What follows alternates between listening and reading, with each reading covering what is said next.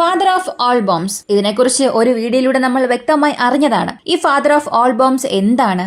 അണുആയുധമല്ലാത്ത ഒരു ആയുധത്തെ കൊണ്ട് സമാനമായ ഒരു നാശം സൃഷ്ടിക്കാൻ കഴിയും എന്നുണ്ടെങ്കിൽ അത് ഈ ഫാദർ ഓഫ് ഓൾ ബോംബ്സിനെ കൊണ്ട് നൽകാൻ കഴിയുമെന്നും ഒരു വീഡിയോയിലൂടെ നമ്മൾ കണ്ടു. ഉക്രൈൻ യുദ്ധത്തിൽ വോൾച്ചർവാൻസ് എന്ന പ്രദേശത്ത് റഷ്യ ഈ father of all bombs drop ചെയ്തു. ഇത് ഒരു വലിയ മനുഷ്യാവകാശ ലംഘനമാണ്. ഈ ഒരു ബോംബിനെ ഡ്രോപ്പ് ചെയ്യുന്നത് മനുഷ്യാവകാശ ലംഘനമല്ല. എന്നാൽ ജനവാസ മേഖലകളിൽ അവിടെയുള്ള ജനങ്ങളെ ഒഴിപ്പിക്കുന്നതിന് മുൻപ് തന്നെ റഷ്യ ഈ ഒരു ബോംബ് അവിടെ ഡ്രോപ്പ് ചെയ്തുവെന്ന് ഉക്രൈൻ ഒരു വലിയ കുറ്റാരോപണം നടത്തി. അത് ശരിയാണോ തെറ്റാണോ? സത്യത്തിൽ അവിടെ ഡ്രോപ്പ് ചെയ്തത് ഫാദർ ഓഫ് ഓൾ ബോംബ്സ് ആണോ? കൂടാതെ വീണ്ടും ഉക്രൈൻ കേഴ്സ്ക് ന്യൂക്ലിയർ പവർ പ്ലാന്റിനെ ആക്രമിക്കാൻ ശ്രമിച്ചിട്ടുണ്ട്. വെറും 9 മൈൽ അകലെ വെച്ച് ഇന്നലെ റഷ്യയുടെ ഇലക്ട്രോണിക് വാർഫെയർ സ്യൂട്ട്സ് ഉക്രൈന്റെ സൂയിസൈഡ് ഡ്രോണിനെ ഇന്റർസെപ്റ്റ് ചെയ്ത് താഴെ വീണ് പൊട്ടിത്തെറിച്ച ഡ്രോൺ കാരണം ഒരു വലിയ തീ വിപത്ത് ആ പ്രദേശങ്ങളിൽ ഉണ്ടായിട്ടുണ്ട്. ഉക്രൈൻ ഒരു കാര്യം മനസ്സിലാക്കുന്നത് നല്ലതായിരിക്കും. ഈ കേഴ്സ്ക് ന്യൂക്ലിയർ പവർ പ്ലാന്റിനെ ആക്രമിക്കുക എന്നുള്ളത്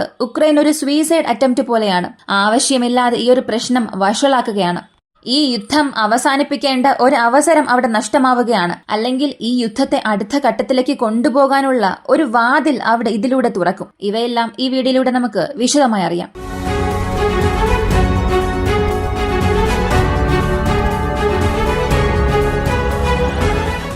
ആദ്യമായി അറിയാൻ പോകുന്നത് ഒഗ്ലദാറാണ്. 85% വരെയും ഈ ഒഗ്ലദാർ പ്രദേശങ്ങൾ എന്നത്, അതായത് eastern side, south eastern side, north eastern side, ഈ 3 പ്രദേശങ്ങളും ഇപ്പൊ റഷ്യയുടെ നിയന്ത്രണത്തിലേക്ക് വന്നിട്ടുണ്ട്. ഒരേ ഒരു എക്സിറ്റ് ഗേറ്റ് ഉണ്ടെന്ന് പറഞ്ഞല്ലോ, അതുമാത്രമാണ് ഇനി റഷ്യ ക്യാപ്ചർ ചെയ്യാനുള്ളത്. പറഞ്ഞു വന്നാൽ 85% റഷ്യയുടെ കൈകളിലേക്ക് വന്നിട്ടുണ്ട്. ഔദ്യോഗികമായി ഒരു കാര്യം നമുക്ക് പറയാം, അല്ലെങ്കിൽ അങ്ങനെ കൺഫേം ചെയ്യാം. ഒഗ്ലഡോർ എന്നത് റഷ്യയുടെ നിയന്ത്രണത്തിലേക്ക് വന്നു. അവിടെയുള്ള കെട്ടിടങ്ങളെല്ലാം തന്നെ അവരുടെ നിയന്ത്രണത്തിലേക്ക് കൊണ്ടുവന്നു. വളരെ പ്രധാനപ്പെട്ട ഒരു ഖനന നഗരമാണത്. ഭൂമിശാസ്ത്രപരമായി അതൊരു ഹബ്ബാണെങ്കിലും അതിനുമപ്പുറം റഷ്യയുടെ നിയന്ത്രണത്തിലാകുമ്പോൾ അവിടെ നിന്നും പല മിനറൽസ്, പല ടൺ കണക്കിന് ധാതു വിഭവങ്ങൾ ഈ യുദ്ധം അവസാനിച്ചതിന് ശേഷം റഷ്യ അവിടെ നിന്നും എടുക്കാൻ പോകുന്നു. അപ്പോ തന്ത്രപരമായി പ്രധാനപ്പെട്ട ഒരു നഗരം നഷ്ടപ്പെട്ടു എന്നത് മാത്രമല്ല, വരുമാനം നൽകുന്ന ഒരു അവസരവും ഉക്രൈൻ അവിടെ നഷ്ടപ്പെടുത്തി. സത്യത്തിൽ ഉക്രൈന്റെ കേഴ്സ്ക് ഇൻവേഷൻ ആരംഭിച്ചതിന് ശേഷമാണ് ഇങ്ങനെയുള്ള കനത്ത നഷ്ടങ്ങൾ ഈസ്റ്റേൺ ഫ്രണ്ടിൽ സംഭവിക്കുന്നത്. പക്ഷേ ഇപ്പോഴും സെലൻസ്കി ഇതൊന്നും അംഗീകരിക്കാൻ തയ്യാറേയല്ല.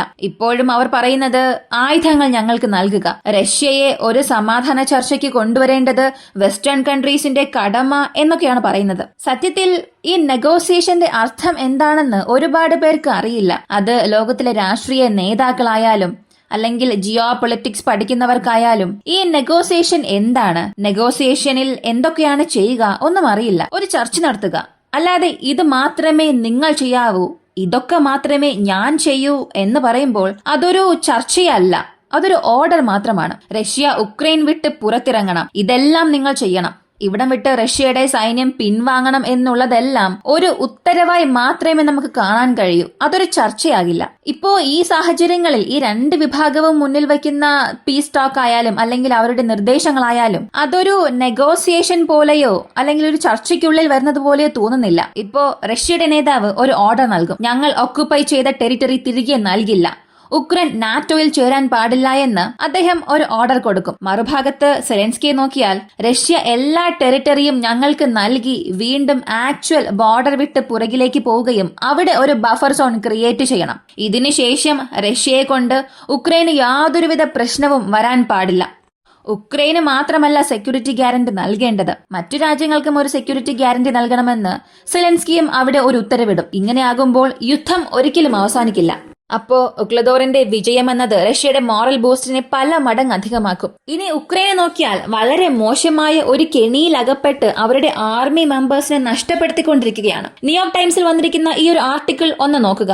എവിടെയാണോ ഉക്രൈൻ സൈനികർ ഒരു കൂട്ടം ആളുകൾ താമസിക്കുന്നത്, അല്ലെങ്കിൽ എവിടെയാണോ അവർക്ക് മെഡിക്കൽ ഫെസിലിറ്റീസ് നൽകുന്നത്, അതിനെ ചുറ്റിവളഞ്ഞ് റഷ്യ ആക്രമിക്കാൻ തുടങ്ങിയിട്ടുണ്ട്. ഇങ്ങനെയുള്ള തന്ത്രങ്ങൾ എപ്പോഴാണ് ചെയ്യുന്നതെന്ന് ചോദിച്ചാൽ, ഒരു യുദ്ധത്തിൽ ജയിക്കാൻ വേണ്ടി അല്ലെങ്കിൽ ഒരു യുദ്ധത്തിൽ ജയിക്കും ഇങ്ങനെയൊന്നും ചെയ്യില്ല. വീണ്ടും ആ രാജ്യം എഴുന്നേൽക്കാനേ പാടില്ല. വീണ്ടും മിലിറ്ററി വൈസ് ഒരു പ്രശ്നം നടത്തണമെന്ന് ആ രാജ്യം ചിന്തിക്കാനേ പാടില്ല എന്ന് ഒരു രാജ്യം ചിന്തിക്കുമ്പോഴാണ് ഇങ്ങനെയുള്ള ഹ്യൂമൻ പവർ മുഴുവനായും നശിപ്പിക്കുക. അതേ കാര്യമാണ് ഇപ്പോൾ റഷ്യയും ചെയ്തുകൊണ്ടിരിക്കുന്നത്. ഇത് സെലൻസ്കി എപ്പോ മനസ്സിലാക്കുമെന്നാണ് മനസ്സിലാക്കാൻ കഴിയാത്തത്. വെസ്റ്റേൺ കൺട്രീസ് എത്ര തന്നെ ആയുധങ്ങൾ നൽകിക്കൊണ്ടിരുന്നാലും അത് ഈ യുദ്ധത്തിൽ ഉക്രൈന്റെ പരാജയം ഒരല്പ ദിവസത്തേക്ക് നീട്ടിവെക്കാൻ കഴിയും എന്നതല്ലാതെ അതിനപ്പുറം റഷ്യയുടെ വിജയത്തെ ഇവിടെ യാതൊരു രാജ്യത്തെ കൊണ്ടും തീർച്ചയായും തടയാൻ കഴിയില്ല. ഉക്രൈൻ പതിയെ പതിയെ വീണുകൊണ്ടിരിക്കുകയാണ്. നിങ്ങൾ കാണുന്ന വാർത്തകളെല്ലാം എങ്ങനെയായിരിക്കും? ഉക്രൈൻ ഇപ്പോഴും ഹോൾഡ് ചെയ്യുകയാണ്,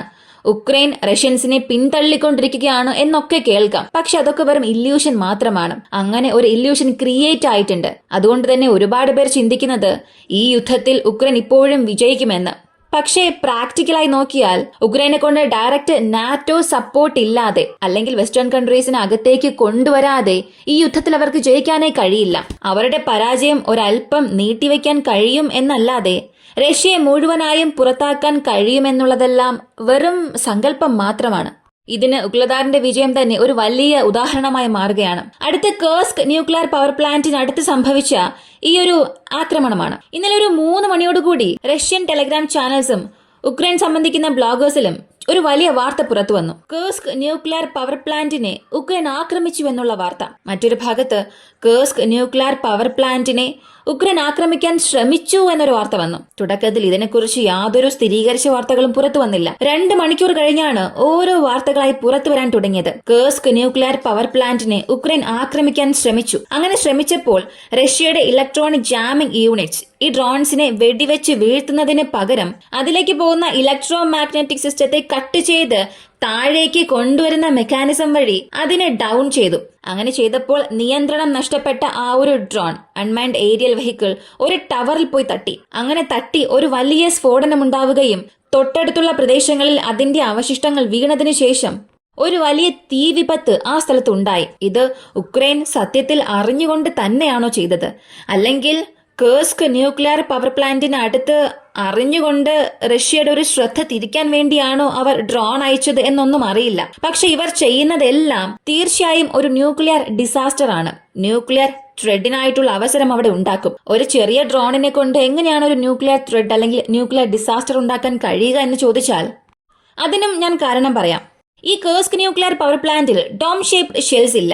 നിങ്ങൾ ഏത് സാറ്റലൈറ്റ് ഇമേജ് വേണമെങ്കിലും എടുത്തു നോക്കാം. കൂടംകുളം ആണവ നിലയം അല്ലെങ്കിൽ മറ്റ് ഏത് ആണവ നിലയം ഏതെടുത്ത് നോക്കിയാലും ഈ ഡോം ഷേപ്ഡ് സ്ട്രക്ചർ ഉണ്ടാകും. അത് എന്തിനാണെന്ന് ചോദിച്ചാൽ എല്ലാ സൈഡിൽ നിന്നും പ്രഷർ ഈക്വലൈസ് ആകാനാണ്. ഒരു പോയിന്റിൽ മാത്രം പ്രഷർ മുഴുവനും വരുന്നതിന് പകരം എല്ലാ ഭാഗങ്ങളിൽ നിന്നും ആ ബലം ശരിയായിരിക്കണം എന്നതിനു വേണ്ടി സ്റ്റീൽ കൊണ്ട് ആദ്യം ഒരു ഹൾ ക്രിയേറ്റ് ചെയ്യും. എന്നിട്ട് മുകളിൽ ഒരു കോൺക്രീറ്റഡ് ഹൾ ക്രിയേറ്റ് ചെയ്യും, ഒരു സെമി സർക്കിൾ പോലെ. അങ്ങനെ ഉള്ളപ്പോൾ അത് വളരെ കൂടുതലായ ഒരു പവർ നൽകും, റെസിസ്റ്റൻസ് നൽകും. മുകളിൽ ഒരു ഡ്രോൺ വന്ന് ആക്രമിച്ചാൽ പോലും വലിയ നഷ്ടങ്ങളൊന്നും അവിടെ സംഭവിക്കില്ല. എന്നാൽ കേഴ്സ്ക് ന്യൂക്ലിയർ പവർ പ്ലാന്റ് അതിൽ ഈ ഡോം ഷേപ്പ് സ്ട്രക്ചർ ഇല്ല. ഡയറക്റ്റ് ന്യൂക്ലിയർ റിയാക്ടറിന് മുകളിൽ സാധാരണയായി ഒരു കോൺക്രീറ്റ് മാത്രം, ഒരു സ്ക്വയർ ഷേപ്ഡ് കോൺക്രീറ്റ് ആണ് ഉപയോഗിച്ചിട്ടുണ്ടാവുക. അത് അത്രത്തോളം റെസിസ്റ്റൻസ് നൽകാൻ കഴിയുമെന്ന് പറയാനേ സാധിക്കില്ല. അവിടെ ഒരു ഇമ്പാക്ട് ഉണ്ടാവുകയാണെങ്കിൽ തീർച്ചയായും അത് കേഴ്സ്ക് ന്യൂക്ലിയർ പവർ പ്ലാന്റിന്റെ റിയാക്ടറിനെ നശിപ്പിക്കാനുള്ള എല്ലാ സാധ്യതയുമുണ്ട്.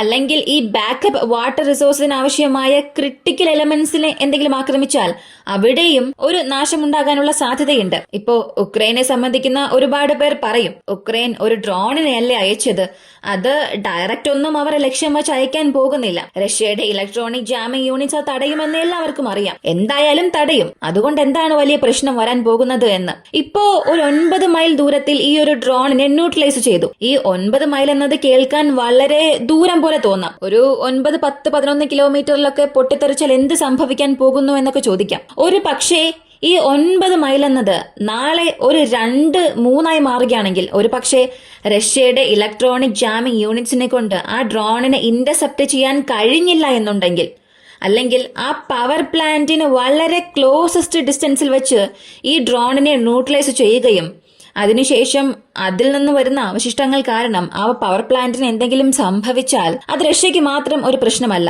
യൂറോപ്പിനൊരു പ്രശ്നമായി മാറും. ഉക്രൈന് പ്രശ്നമാണ്, മറുവശത്ത് ബെലറസിന് പ്രശ്നമാണ്. ഇങ്ങനെ എല്ലാ രാജ്യങ്ങളെയും ഈ ന്യൂക്ലിയർ ഡിസാസ്റ്റർ ബാധിക്കും. ചെർണോബൈലിനെ കുറിച്ച് ആരും മറന്നിട്ടുണ്ടാകില്ല. അതുപോലൊരു സംഭവം ഇവിടെ ഉണ്ടാകാൻ സാധ്യതയുണ്ട്. ഉക്രൈൻ ഇത് അറിഞ്ഞുകൊണ്ട് ചെയ്തു എന്നൊന്നും പറയുന്നില്ല. പക്ഷെ കേഴ്സ്ക് ന്യൂക്ലിയർ പവർ പ്ലാന്റിനെ ലക്ഷ്യം വെച്ചുകൊണ്ട് എന്തോ ഒരു കാര്യം അവർ ചെയ്യുന്നുണ്ട്. അടുത്തത് ഫാദർ ഓഫ് ഓൾ ബോംബ്സ് ആണ്. ഫാദർ ഓഫ് ഓൾ ബോംബ്സിനെ കുറിച്ച് നമ്മൾ ഒരു വീഡിയോയിൽ വ്യക്തമായി പറഞ്ഞതാണ്. ഏകദേശം ഒരു ന്യൂക്ലിയർ ബോംബ് പൊട്ടിത്തെറിച്ചാൽ എന്താണോ സംഭവിക്കുന്നത്, സമാനമായ ഒരു പ്രഭാവം ഒരു കൺവെൻഷണൽ ബോംബിനെ കൊണ്ട് നൽകാൻ കഴിയും എന്നുണ്ടെങ്കിൽ അത് ഈ ഫാദർ ഓഫ് ഓൾ ബോംബ്സ് എന്ന് പറയുന്ന FOAB കൊണ്ടാണ്. ഇപ്പോൾ വോൾചൻസ് മേഖലയിൽ 2 ദിവസം മുൻപ് എടുത്ത ഒരു ദൃശ്യം ഇപ്പോൾ വൈറലാവുകയാണ്.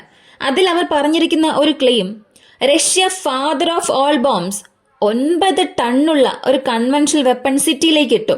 അതിനുശേഷം അത് കാരണമുണ്ടായ ഒരു ബ്ലാസ്റ്റ് റേഡിയസ് അല്ലെങ്കിൽ അതിനുശേഷം വരുന്ന ആ ഷോക്ക് വേവ്സ് നോക്കുക. ഇത് വെച്ചുകൊണ്ട് തന്നെ നമുക്ക് പുട്ടിന്റെ അറഗൻസ് മനസ്സിലാക്കാൻ സാധിക്കും. അല്ലെങ്കിൽ പുട്ടിന്റെ ടെററിസ്റ്റ് മൈൻഡ് സെറ്റ് കാണിക്കാൻ ഇത് മാത്രം മതിയാകും. ജനവാസമുള്ള സ്ഥലങ്ങളിലേക്ക് ഈ ബോംബ്സിനെ ഡ്രോപ്പ് ചെയ്യുകയാണ് എന്ന് പല കാര്യങ്ങൾ പറഞ്ഞു. എന്നാൽ അതിനുശേഷം ആ ഒരു വീഡിയോയെ വീണ്ടും വിശകലനം ചെയ്യുമ്പോഴാണ് മനസ്സിലായത് അവിടെ പൊട്ടിത്തെറിച്ചത് ഫാദർ ഓഫ് ഓൾ ബോംബ്സ് അല്ല, FOAB 9000 അല്ല, ODAB 1500 ആണ്. വെറും 1.5 ടൺ മാത്രമുള്ള ഒരു ഗ്ലൈഡ് ബോംബാണ്. ആ ഗ്ലൈഡ് ബോംബിന്റെ ഇമ്പാക്ട് എത്രത്തോളം ആയിരിക്കുമെന്ന് ചോദിച്ചാൽ ഒരു സിറ്റിയെ നശിപ്പിക്കുന്ന അത്ര ഒന്നും കാണില്ല. ഒരു 4-5 കെട്ടിടങ്ങൾ അല്ലെങ്കിൽ ഒരു 10-15 കെട്ടിടങ്ങളുള്ള ഒരു കോളനിക്ക് മുകളിൽ ഈ ഒരു ബോംബിനെ ഡ്രോപ്പ് ചെയ്താൽ അവിടം പകുതിയോളം നശിപ്പിക്കാനുള്ള ഒരു കഴിവ് ഈ കൺവെൻഷണൽ വെപ്പൺ ഉണ്ട്. ഒരു ഗൈഡ് ബോംബ് കാറ്റഗറിയിലാണ് ഇത് വരിക. ഇവിടെയുള്ള ഈ ദൃശ്യങ്ങൾ കാണുമ്പോൾ ഒരു ഷോക്ക് വേവ്സ് ഉണ്ട്. പക്ഷേ അത് ഫാദർ ഓഫ് ഓൾ ബോംബ്സ് പൊട്ടിത്തെറിക്കുന്നതിനും ഈ ODAB 1500 പൊട്ടിത്തെറിക്കുന്നതിനും ഒരുപാട് വ്യത്യാസങ്ങളുണ്ട്. നിങ്ങൾക്ക് വ്യക്തമായി മനസ്സിലാകണമെങ്കിൽ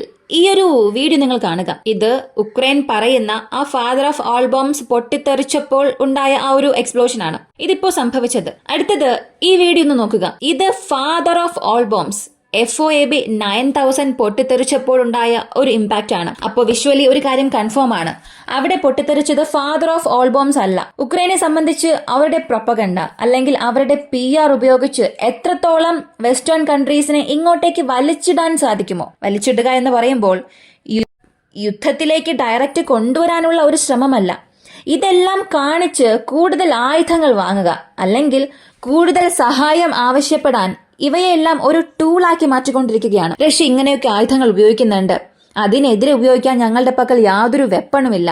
അപ്പോൾ നിങ്ങൾ കൂടുതൽ ശക്തിയുള്ള വെപ്പൺസ് നൽകുക, നിങ്ങളുടെ ഹൈടെക് വെപ്പൺസ് നൽകുക എന്നൊക്കെ ചോദിക്കാനായി ഇതിനെ ഒരു PR ആക്കി മാറ്റി, ഒരു പ്രൊപ്പഗണ്ട ന്യൂസ് ആക്കി മാറ്റി പുറത്തുവിടുന്നുണ്ട്. അവിടെ പൊട്ടിത്തെറിച്ചത് ഫാദർ ഓഫ് ഓൾ ബോംബ്സ് അല്ല, വെറും ODAB 1500 എന്ന് പറയുന്ന ഒരു കൺവെൻഷണൽ വെപ്പൺ ആണ്. ഒരു പക്ഷേ അവിടെ ഫാദർ ഓഫ് ഓൾ ബോംബ്സ് പൊട്ടിത്തെറിച്ചിരുന്നെങ്കിൽ ആ നഗരം തന്നെ കാണില്ലായിരുന്നു, മുഴുവനായും നശിച്ചിട്ടുണ്ടാകും. ബെലറസിൽ നിന്നും ഒരുപാട് അപ്ഡേറ്റ്സ് ഇപ്പോൾ വരുന്നുണ്ട്. ഉക്രൈൻ സീക്രട്ടായി ബെലറസിനെ ആക്രമിക്കാൻ ശ്രമിക്കുന്നു എന്നൊക്കെ. ഇതൊരു നല്ല കാര്യമേ അല്ല. ഇങ്ങനെ തുടരുകയാണെങ്കിൽ എങ്ങനെയാണോ ഉക്രൈൻ മറുപടി നൽകുന്നത് അതുപോലെ ഞങ്ങൾക്കും നൽകാൻ കഴിയുമെന്ന് ബെലറസ് പ്രസിഡന്റിൽ നിന്നും ഒരു അറിയിപ്പ് വന്നു. അപ്പോൾ വരാൻ പോകുന്ന ദിവസങ്ങളിൽ റഷ്യ ഉക്രൈൻ യുദ്ധത്തിൽ ഒരുപാട് ട്വിസ്റ്റ് ആൻഡ് ടേൺസ് നടക്കാൻ പോകുന്നു. എന്താണെന്നൊന്നും ഞാൻ പറയുന്നില്ല, പക്ഷെ നിങ്ങൾ കാത്തിരിക്കുക. വരാൻ പോകുന്ന ദിവസങ്ങളിൽ വീണ്ടും ഒരുപാട് ഇൻട്രസ്റ്റിംഗ് ആയ കാര്യങ്ങൾ സംഭവിക്കും. ഇങ്ങനെയൊക്കെ സംഭവിക്കുമോ എന്ന് തോന്നിപ്പിക്കുന്ന രീതിയിൽ പുതിയ പുതിയ കാര്യങ്ങൾ നടക്കാൻ പോകുന്നു. എല്ലാവരും അതിനായി കാത്തിരിക്കുക. ആ സ്ഥലത്ത് ഉക്രൈൻ ഒരു നിലനിൽപ്പുണ്ടാവുകയുള്ളൂ. ഇത് തന്നെയാണ് ഉക്രൈൻ ശ്രദ്ധിക്കേണ്ട കാര്യം. ഈ ഒരു വീഡിയോയെ കുറിച്ചുള്ള നിങ്ങളുടെ അഭിപ്രായം കമന്റിൽ പറയുക. വീഡിയോ ഇഷ്ടമായ ലൈക്ക് ചെയ്യുക, ഷെയർ ചെയ്യുക. നമ്മുടെ ചാനൽ ആദ്യമായി കാണുന്നവരാണെങ്കിൽ മറക്കാതെ സബ്സ്ക്രൈബ് ചെയ്ത് സപ്പോർട്ട് ചെയ്യുക. മറ്റൊരു വീഡിയോയുമായി വീണ്ടും കാണാം.